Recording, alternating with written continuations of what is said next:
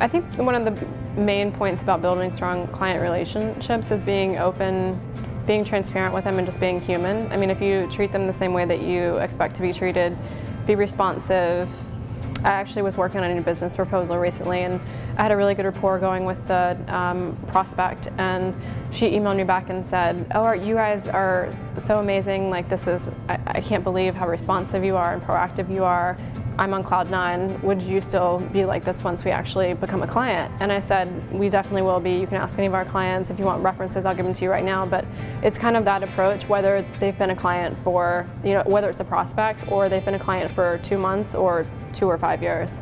I mean, it's interesting because with any new client, you want to prove your value and show that you're not only adding value to the company, but you're doing great work for them, and that you understand their business and understand their needs and understand how PR can support their business objectives. But if you do have a client that has been more skeptical of PR in the past, you have to show that almost faster than you would with any client that you ramp up, which sometimes could be challenging because it does take a while to get to understand the client, get to understand what are their key angles, what are their key proof points, and you need to have time to those deep dive messaging sessions with them before you can actually do really great work for them.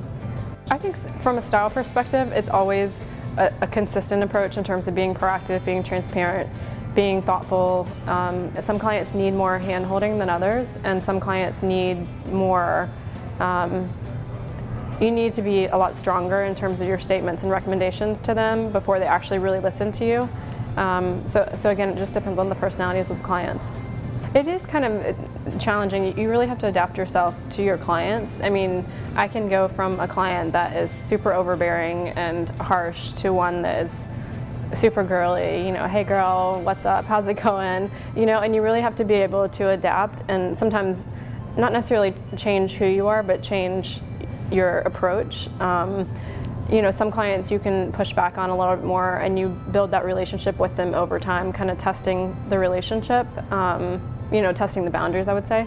Not necessarily in a bad way, but just testing to help build the relationship and strengthen it. And then other clients are just a lot more open. So you kind of just need to feel them out and see what their style is and then kind of adapt to them.